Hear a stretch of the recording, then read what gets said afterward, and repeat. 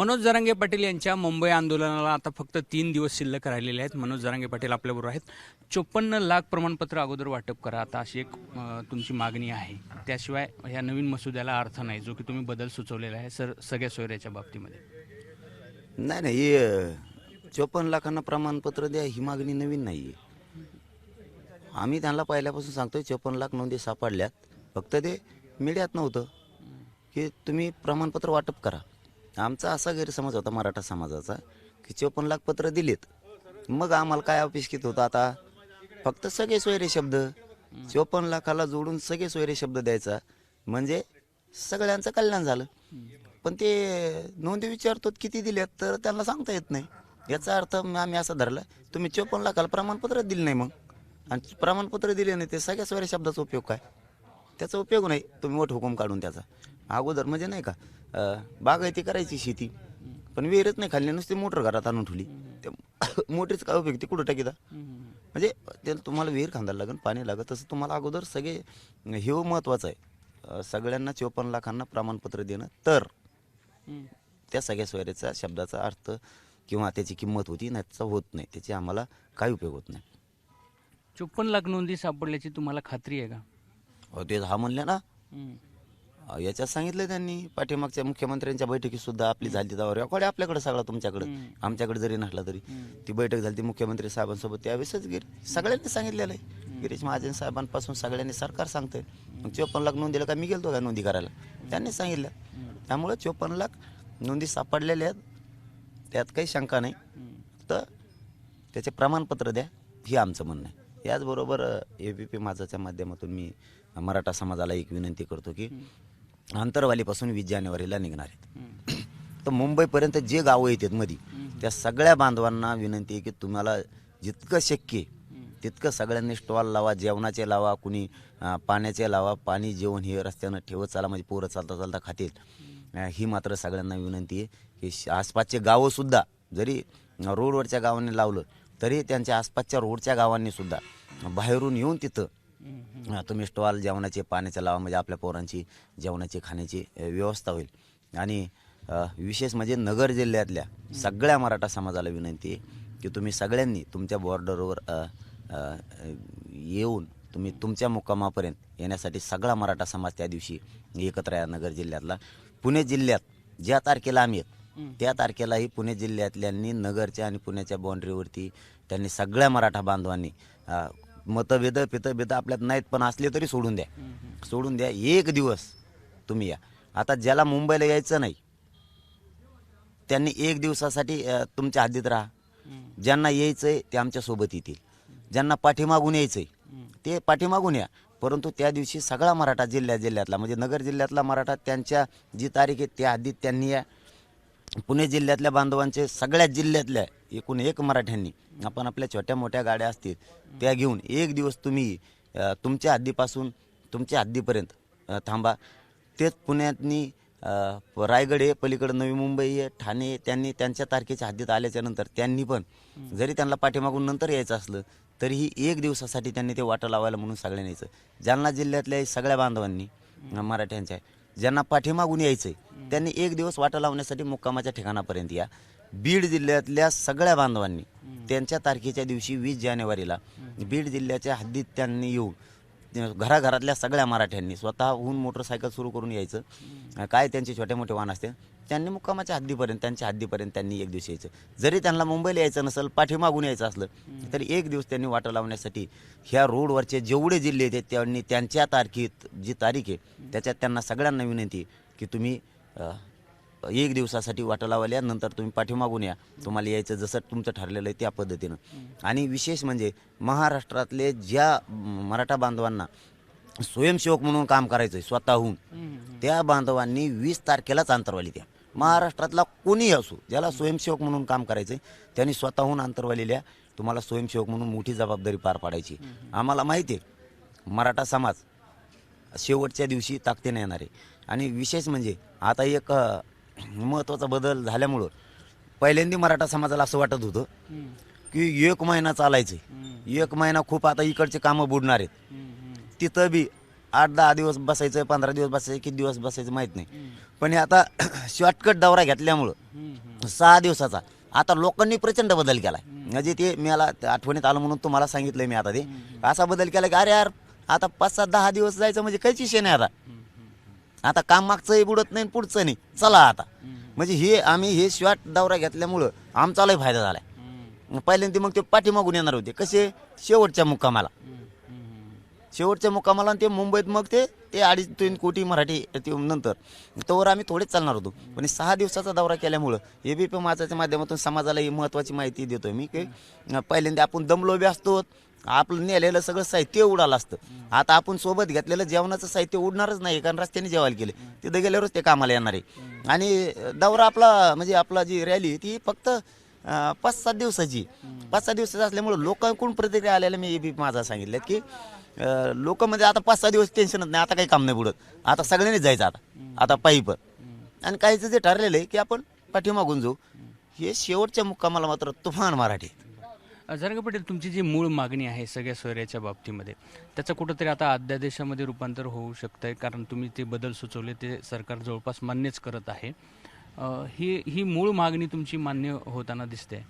मूळ मागणी ती नाही. मूळ मागणी मराठा समाजाला आरक्षण मिळावं ही आधी, त्याच्यात मग पुढचं नंतरचा विषय. आधी मूळ मागणी म्हणजे जे कुणबी नोंदी मिळाल्या त्यांना प्रमाणपत्रच मिळाले नाहीत, तर त्याचा अध्यादेश काढून काय करावं. नुसता त्या सगळे सोयरे शब्दाचा ती कागद झाला नुसता, काही कामाचा राहणार नाही. तो कधी कामाचा येणार, त्या कागदाला कधी किंमत वाढणार आहे, त्या कागदाची प्रतिष्ठा कधी वाढणार आहे. ज्या दिवशी इकडं नोंदी मिळाल्या त्यांना प्रमाणपत्र दिल्यावर त्याला किंमत येणार. बरं जरांगे पाटील, आता पुढच्या काही 5-6 दिवसामध्ये सकारात्मक काही पावलं उचलली, जसं की तुम्ही म्हणताय तसं 54 लाख नोंदी आढळलेली प्रमाणपत्राचं वाटप झालं, तर काय, कारण तुम्ही तर 20 तारखेलाच निघणार आहात, 1-2 दिवसाचा मागे पुढे फरक पडू शकतो. नाही, आम्ही 20ला निघणार ते फायनल आहे. तो काय मसुदा आहे त्यांचा त्यावेळेस वाचल्याच नंतर ज्याचे त्यावेळेस आपण ज्या त्या विषयावर ठरवूया काय करायचं आणि काय नाही करायचं. परंतु आम्ही बार सांगतो आम्हाला मुंबईला जायचं हवंच नाही. नोंदी द्या आणि ते एक शब्द मध्ये घ्या. तुम्ही मध्ये शब्द घेताय, परंतु ज्यासाठी मध्ये शब्द घेताय तेच नाही आहे तिथं. म्हणजे काय नाही का, एखाद्या बस स्टँडला एस टी थांबायची पण बस स्टँडच तयार नाही केलं तुम्ही. जे पाहिजे तेच थांबाच नाही आहे, नुसती एस टी कोण नुसती पळवायची, तिचं डिझेल उडून जाईल, तिला कुठंतरी थांबावं लागणार आहे. 20 तारखेच्या आंदोलनानंतर जेव्हा तुम्ही मुंबईत पोहोचाल खूप गर्दी होईल, अर्थात मुंबई शहर आहे, गर्दीचं शहर आहे, कायदा सुव्यवस्थेचे प्रश्न तिथे खूप निर्माण होतील. तिथे नाही, आम्ही पण सगळी काळजी घेऊ, त्याबद्दल नाही, तेही आमचेच बांधव आहेत तिथले. परंतु आम्ही त्यांच्यासाठीच करतोय, त्यांचेही लेकरं मोठे होणार आहेत. थोडाफार 100% त्यांनाही त्रास होईल, परंतु त्यांनी थोडे दिवस तो सहन करावा, कारण गोरगरिबांच्या लेकराचं कल्याण होईल आणि त्यांच्याही होईल. त्यांनाही अडीअडचणी आहेत, तेही नोकऱ्याला असले तरीही त्या आरक्षणामुळे त्यांचेही लेकरं त्याच्यापासून हुकायला लागलेत, त्यांचाही फायदा होणार आहे. शिक्षणात त्यांचाही लेकरांचा फायदाच होणार आहे. त्यामुळे थोडंफार त्यांनी बी या शेतकरी मुलांच्या गोरगरिबांच्या पोरांसाठी थोडासा त्रास सहन करावा. परंतु याला सरकार जबाबदारी, विनाकारण मुंबईला त्रास देण्याचं काम सरकारच करतंय. आमच्या जर नोंदी सापडल्या तर प्रमाणपत्र द्यायला यांना काय अडचण आहे. मग प्रमाणपत्र देत नाहीत, आधी तुम्ही नोंदी देत नव्हते, आरक्षण देत नव्हते, आता नोंदी मिळाल्या तर प्रमाणपत्र द्यायना. मग सरकार हाताने करतंय मुद्दाम, सरकारने द्यावेत. सरकारमधल्या काहींचा विरोध आहे. आता आम्ही ते पुढं गेल्यावर सांगू कोणाकोणाचा विरोध आहे, नाव घेऊन सांगतो. त्यांचं बी टांबराळ वाजल्याशी सोडित नाहीत आम्ही. आंध्रातून विरोध करतात होय, आंध्रातून विरोध करतात. अरे आता कवा तरी जातीला न्याय द्यायची वेळ आली, कधीतरी पाठीशी उभारायची वेळ आली, आंध्रातून विरोध करतो. तो काय बोलला, आंध्रातून काय विरोध आहे, सगळं लक्षात आहे आमच्या. मंत्र्याबरोबर काही आपलीच लोक देखील असल्याचं तुमचं काल म्हणणं होतं की काही लोक आतून विरोध करताना दिसत आहेत, त्यांना हाताशी धरून सरकार काही डावपेच करू शकतो. हो, चालू आहे त्यांचं. 15 दिवसापूर्वीच रंगीलं त्यांनी. पण मराठा समाजाने जर त्यांचं ऐकलं, काही जणांनी थोडेफार आहेत, त्यांचं ऐकून जर काही चपडप करायचा प्रयत्न केला, त्यांचं सगळं करिअर खराब होणार आहे. हो, ही त्यांना माझी विनंतीपूर्वक सूचना आहे. हा, समाजासाठी तुम्ही खराब होऊ नका, समाजाला सुद्धा करू नका, शांत राहा. समाजाच्या विरोधात जाऊन पापाचे धनी बनवू नका. तुम्हाला इतका पश्चाताप येईल त्यांचं ऐकून आपण बोललो, जे तुम्ही 5-50 जण आहेत, 100 जण, तुम्हाला एवढा पश्चाताप येईल की त्यांचं ऐकून आपण उचित बोललो, आपला पुरा उलटा सुलटा कार्यक्रम होऊन बसला. सरकारकडून काही धोका होऊ शकतो असं वाटतं का तुम्हाला? आणि भेटतोय कोण? धोका होईन तर भेतही कोण? भेट नाही जातीपेक्षा मोठं काय आहे? अरे मी मरायला नाही, कशालाच भेट नाही. हा, माझी एवढी मोठी जात मागे कोणी भेट नाही, किशीला नाही, फिशीला नाही, काय हालत नाही, कोणचाच मराठा भेट नाही. हा, यांनी नोटिसा देऊन द्या नाही तर काही देऊन द्या, त्यांनी काय होतंय? काय होत नाही. त्यांनी सगळ्यांनी शांततेत जिथं जिथं कार्यक्रम आहेत महाराष्ट्रभर त्यांनी सगळ्यांनी बिनधास्त कार्यक्रम करायचे. काय होत नाही, कोणाला नोटीस आल्या तरी काय होत नाही, कशी काय होतं. आपण का उद्रेक करायला नाही निघालो, आपण का जाळपोळ करायला नाही निघालो.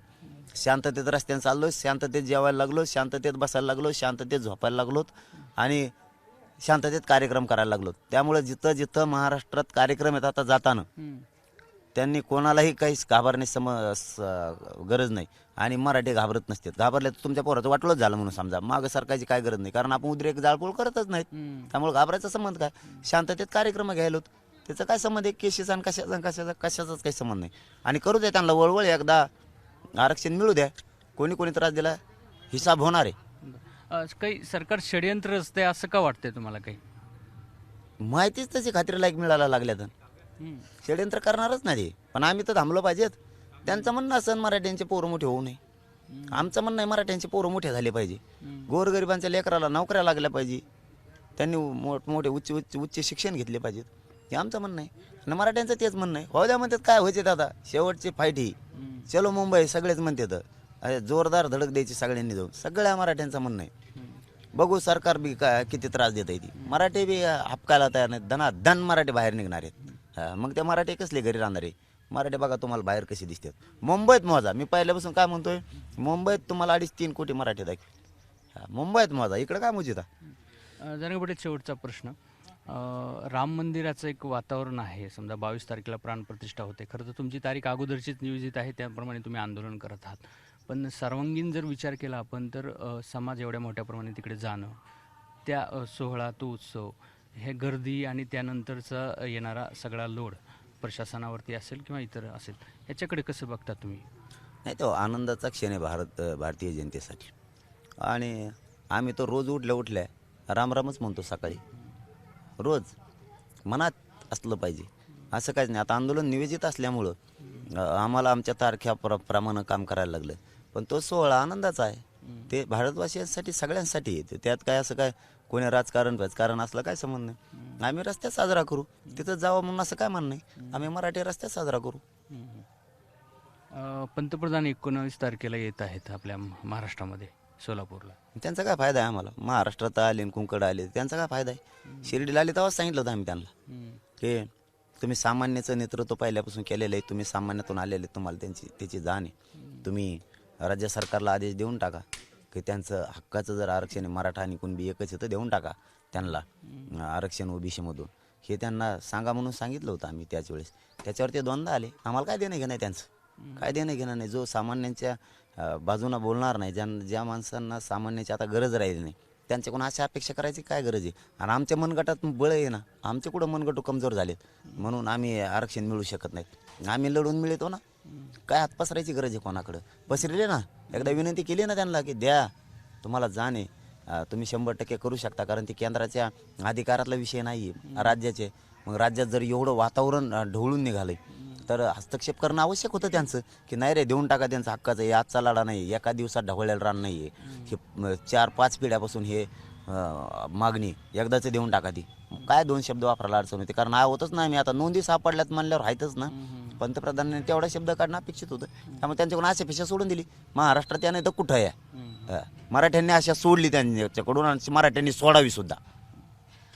एकूणच मनोज जरांगे पाटील हे 20 तारखेच्या आंदोलनाबाबत ठाम आहेत आणि अर्थात काही सकारात्मक झालं तर गुलाल घेऊन आम्ही तिथे जाऊ असं देखील त्यांचं म्हणणं आहे. आणि शिवाय पंतप्रधानाकडून त्यांच्या आता अपेक्षा संपलेल्या असल्याचं देखील त्यांचं म्हणणं आहे.